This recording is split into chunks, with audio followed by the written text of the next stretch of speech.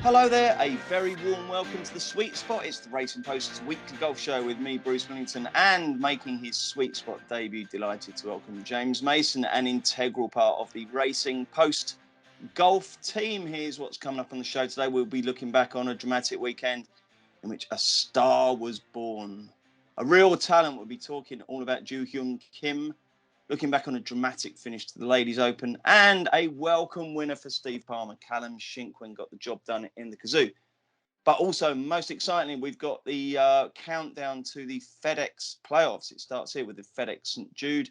We've also got a men's and women's tournament taking place in Northern Ireland. So hopefully James can kick off with some winners, beginner's luck. James, what did you think of the golf last week? There's lots to enjoy, wasn't there? This kid is good, isn't he? He's very good. Ju Kim, or Tom, as he wants to be known by. Does he? Yeah, he said he wants to be known as Tom. Tom Kim? PJ Tour. Tom Or Kim. Ju Tom? No, Tom Kim, because I kept hearing them on the commentary going, oh, Tom Kim's leading. And I was like, who's Tom? But apparently he wants to be known as Tom, and it's because of his love for Thomas the Tank Engine.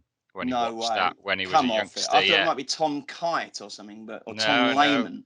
Thomas the Tank Engine. Yeah, I mean, it's a bold How call. Weird. Bold call to have your name wanting to be after Thomas the Tank Engine. But it was fantastic, his performance. Bearing in fact that he quadruple bogeyed his very first hole of the tournament. And then it just shows, I think, if you stay in there and you think there's still time to get back into it, you can. But he also needed to get the win to get himself into those playoffs, which he has done as well. 5-shot victory. It was very simple in the end, but the fact he went out in 27 on Sunday. I mean, come off it, 27. That's pitch and putt golf, isn't it? And I was watching it and just birdie after birdie after birdie. Then he rolled in an eagle, and you think no one's going to catch him. Sung Jae-im got close to him, but it was absolutely fantastic from Kim. The youngster, how he is, his first PGA Tour win, and the fact he just steamrolled them. He absolutely steamrolled them, and then just kind of stepped off the gas a little bit on the back nine before making a couple birdies. But absolutely, so it was nerveless, wasn't it? I mean, it's just it's extraordinary. And there's been so many Tom good things. He likes Thomas the Tank Engine. That's just done my head in. I can't get my head around that. Is that going to be what you take out of the Sweet Spot? Massively, yeah. I mean, what if he'd been into like Rupert the Bear, or I mean, there's even madder examples, isn't there? Peppa Pig. Goodness me. But I mean, he looks like a kid, doesn't he? He's 20 going on 15, isn't he? He's got all his puppy fat. But, he the point is he's burst onto the scene this year, hasn't he, James, with a string of good finishes. And then when he needed to convert, he did. He just looks absolutely nerveless. I think this kid, I've seen quotes of 100 to 1 for the Masters next year. And I know we shouldn't get away with, get ahead of ourselves. But he could be the absolute real deal, couldn't he? He could indeed. He seems to have, that whole package, as they say. But there's been good things said before him as well.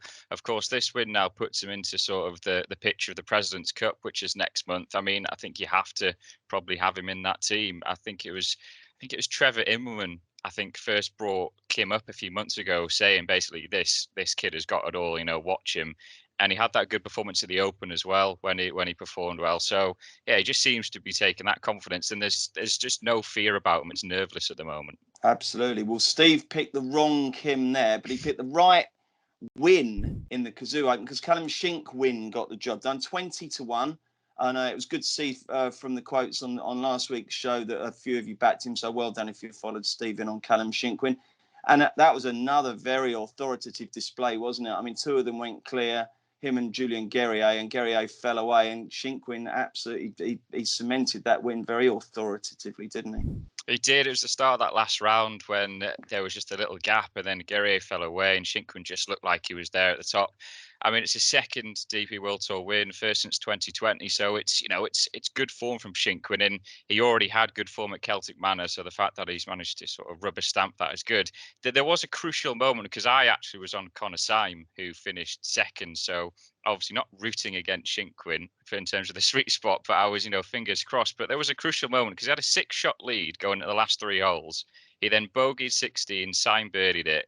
Syme then stuck it close on the par 3 17th, and Shinkwin rolled into the bunker, splashed out about 10 foot. And I thought, if he misses this, Syme puts in his birdie, suddenly 6 shots is 2 shots going to the par 5 18th. And then there could have been something about it. But in the end, it looks very comfortable. Don't try and make out you weren't death riding Shinkwin there. I was You've thinking, betrayed yourself just there. miss that double bogey, the 17th, put it in the water, go for it on 18. I says, go for it with your second shot. He didn't. Oh, well, never mind.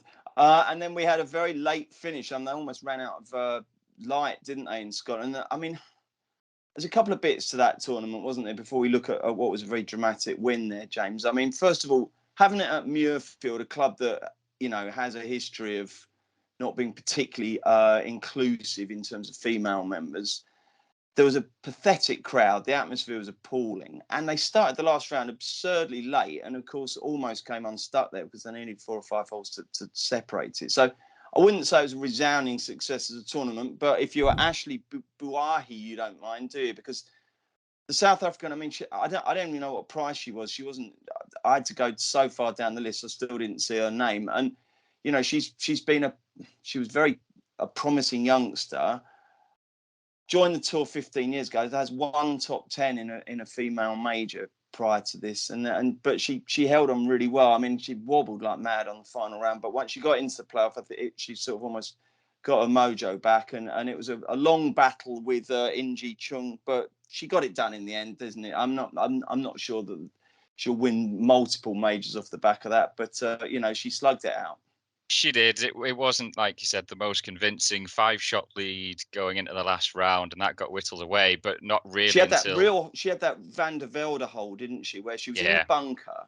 She's come out, she's deliberately chipped it into the deep rough, bizarrely, then can't do anything out of that and advances about 20 yards, then gets an absurdly lucky lie. I mean, from where she was, that ball was sitting up almost as if she placed it there herself.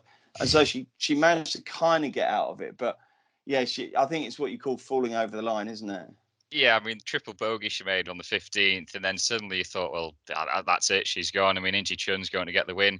And then the fourth, the 4 playoff holes, but I watched the very last playoff hole, and Inji Chun had put hers to the back of the green in 3. So you're thinking, right, all that Buhai's got to do, which is bang in the middle of the fairway, is just knock it anywhere on the green. And it just went right, spark right, into the bunker, right up against it. And I thought, I don't think he's going to do it. What a bunker shot, though. Under that pressure to perform and to leave a little tiddler of a 2-footer to put in for par. I mean, yeah, fair credit. I mean, she's followed Gary Player and Ernie Els to win Muirfield.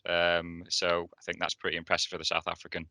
Yes, like I say, though, I wouldn't be backing her to win multiple majors from here, but you never know, it might spark a bit of confidence in her. Okay, then let's look ahead to this week. And we'll start with the FedEx St Jude Championship. It's the start of the playoffs, the battle to win about 58 million quid. And of course, given that, it is a very high quality tournament. I'll spin through the betting and then James is going to tell us all about the course and we'll go through his selections. 10-1 favourite is Rory McIlroy. Then Scotty Scheffler 16s, Cameron Smith 18, Justin Thomas 18, Patrick Cantlay 18, Xander Schauffele is 18, John Rahm 20, Fitzpatrick 20, 22 bar. So all the stars are out. Shop around for best prices and best each ways. Tell us all about the course, the format, and indeed what happens from now till the winner getting that monster check. Yeah, TPC Southwind that are it this week. Then did stage the FedEx St Jude Classic from 89 to 2018. That tournament was then dropped. It was then 2019 to 2021.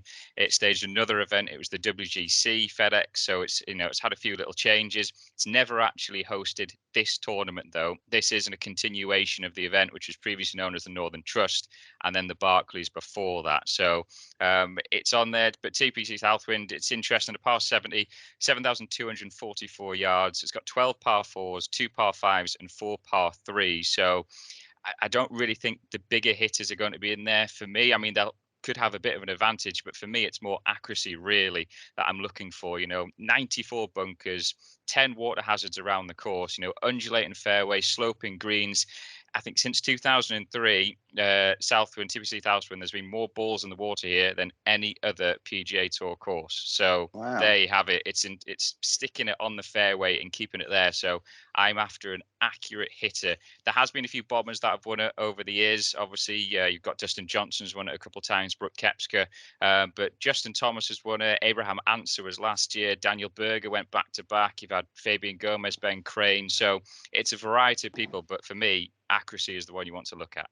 And are we 125 whittling down to 75 next week, whittling down to 30 for the finale? Is that roughly the way it works? Yeah, the top 125, which was interesting this year, the top 125, because it was actually it branched out to the top 135, but then the 10 live players got knocked out of it.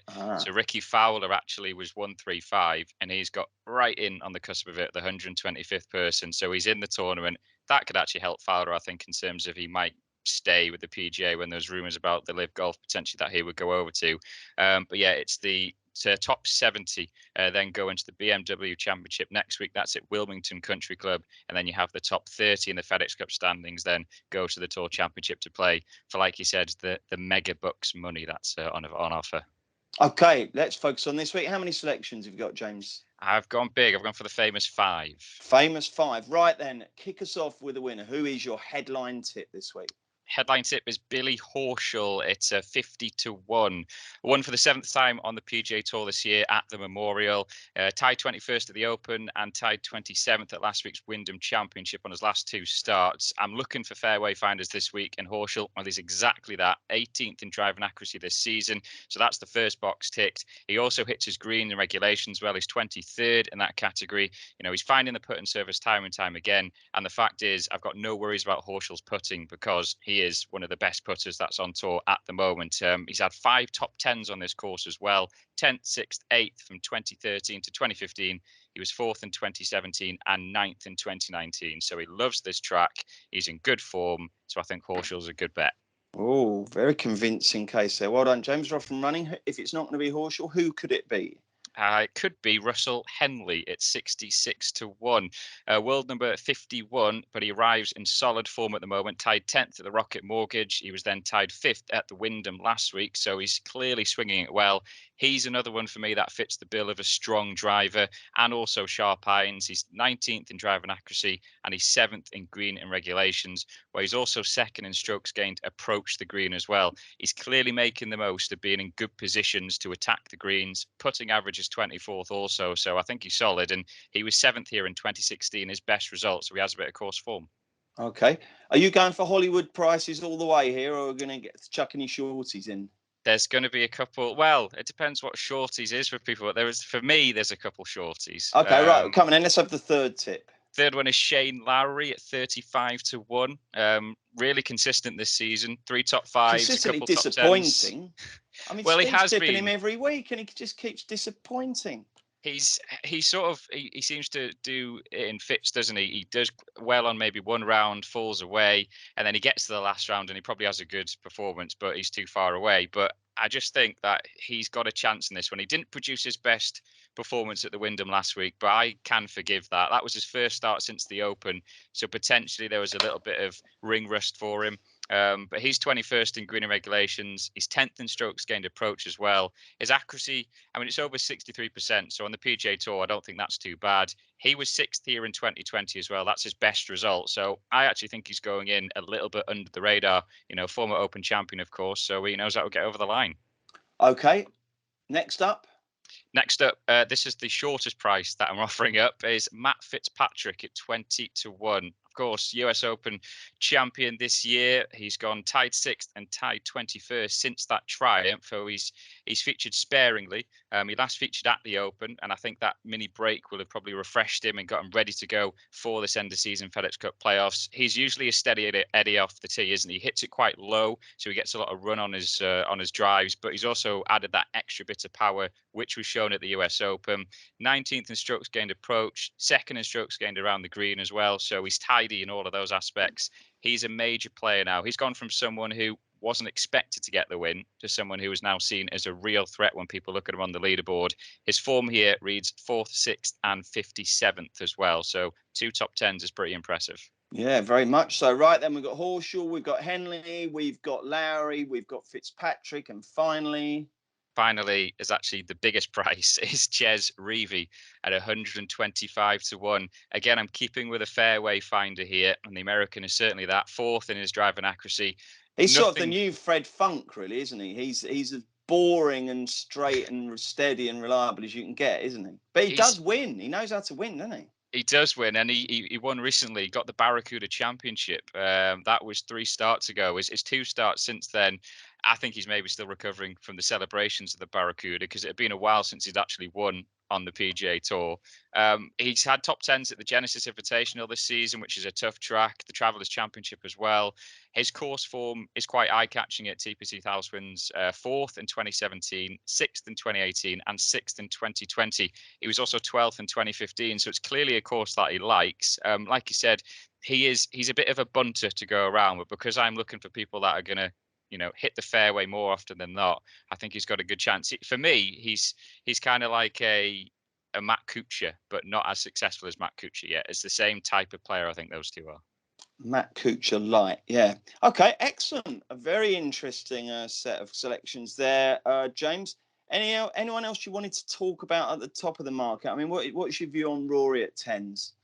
I mean, tens, it's a bit too skinny for me, I have to say. To be fair, I like a price. It doesn't mean that I won't back a shorter price, but I think at 10-1, he's in great form. I don't think you can deny that with McIlroy this season. Anyone who says he's had a poor season is talking absolute rubbish. Of course he hasn't. Number 2 in the world, isn't he? Yeah, number 2 in the so number 3. So he's getting close, but he won the Canadian Open, but he's had several top 5, several top 10 finishes, came close to the Open, dreadfully unlucky, just the putter went cold for him.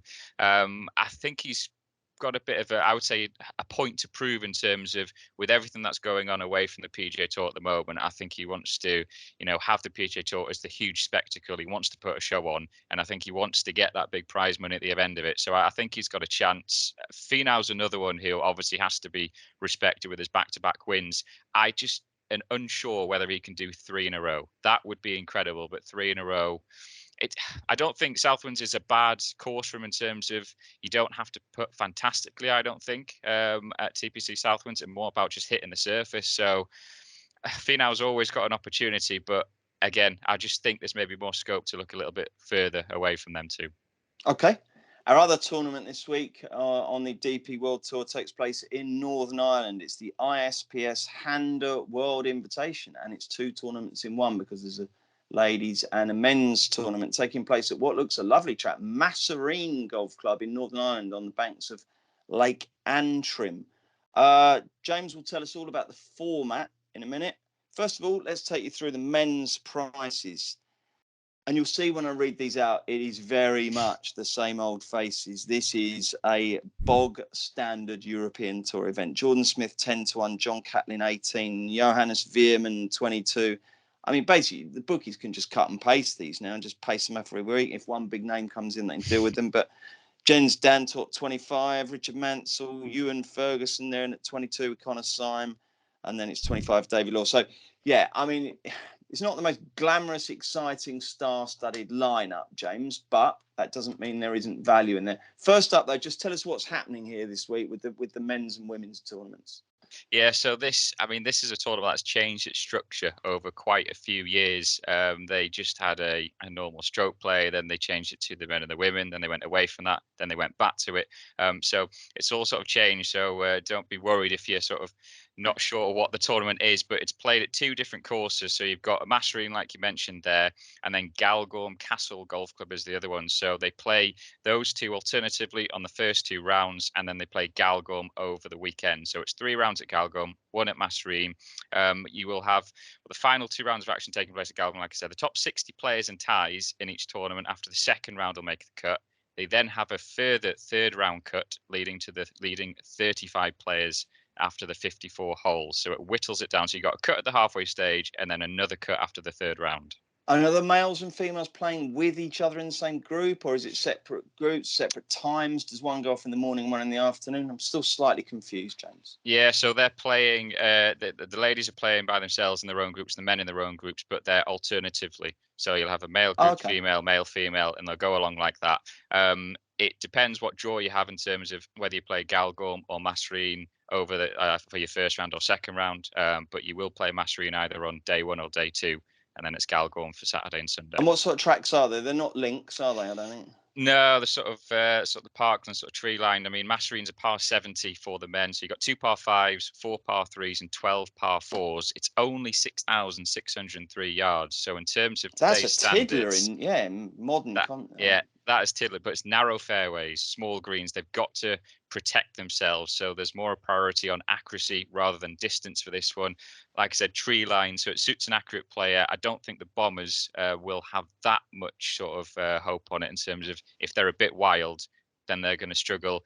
Mastering for the women, for the ladies, is par 72, 6,461 yards, 10 par 4s, 4 par 3s, and 4 par 5s to go at. So that's one of the courses. Galgorm, that's a par 70 for the men, 7,151 yards. So you're getting more up in terms of the distance of it.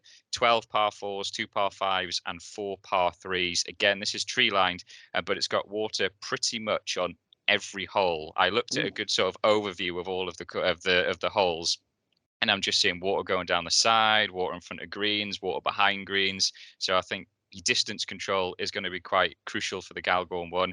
For the ladies, it's a par 73, 6,546 yards. You've got 9 par 4s, 5 par 5s to go at, and 4 par 3s. So there's potential of some low scoring. Jack Senior won the men's event here in 2019. Stephanie Meadow landed the women's title. You had Tyler Koivisto, who claimed the spoils in 2020. That's when it changed to the Northern Ireland Open, when it was just the men. And then last year, when it went back to the men, ladies and the men and the females, it was Daniel Gavins took the crown. And then you had Pajari Anna Nakuran won in the women's. I hope I pronounced that right. Yeah, no, very good. That's the biggest background we've ever had to any tournament. Right. So if you don't know the format and what's going on by now, you never will. Let's get some selections. We'll start with the men's tournament. Like I say, I've read out the prices. It's very much the same old faces. How many selections have we got? I've gone for 4 selections for this one. Okay, fair enough. And we'll kick off with your headliner then. Headline is Richard Mansell at 22-1. I'm pretty sure he's a sweet spot regular from what I've heard of Steve. But he's come so close to breaking his DP World Tour duck this season, tied 3rd at the European Open. That came after a couple of top 10s as well. His form has slipped off a little bit, but he bounced back, I think, crucially last week with a tied 20th at the Kazoo Open. He's a really strong driver of the ball. His extra power could be a bonus, but like I said, it's more about hitting the fairways, but his accuracy is pretty good as well. 16th in strokes gained tee to green, hits his green and regulations a lot. I think if he can get the putter going, which has been a little bit cold for him over recent weeks, I think he's got a good chance of contending. He was 10th here in 2019 as well, so he has course form. Okay, next up is going in again on Connor Syme, as he was who I went for last week, got the second, 22-1 as well. Syme is. I think that's a good sort of value around him, really. He arrives here off the back of that second at Celtic Manor. He is a green and regulation machine. He's 7th in that category on the DP World Tour this season. Seems to be full of confidence at the moment. Putted really well last week, which is good to see because it's not always there, the flat stick, but he was rolling it really, really well. He was Didn't he have one horror hole, James, at the weekend? Yeah, it was his 3rd round, I think, where he chipped in with a double bogey, then a bogey off the back of it. Oh, right, yeah. And it really stunted his progress. But I think, 10th here in 2019, I thought was pretty impressive for him. He just slipped away a little over the weekend back then, but I don't think he's too far away from a maiden DP Tour win either. Okay, right then. So we've got Mansell and Syme, and we're going to supplement them with who? We're going first with Todd Clements at 40-1. The Englishman, he arrives here full of confidence. He won on the Challenge Tour for the first time last time out. Of course, this is a bigger challenge for him, and he features sparingly at the moment on the DP World level. But he was actually tied 26th at the Kazoo Classic a couple of starts ago. That was before he went on to win on the Challenge Tour. So obviously, he's taken that form and momentum going.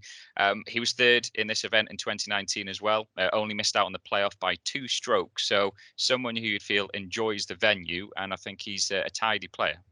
Okay, and finally, not sure if this player has ever been offered up before, but 140-1 is a good Munda Christiansen. No, never. It's the Icelandic star, of course. We all know that.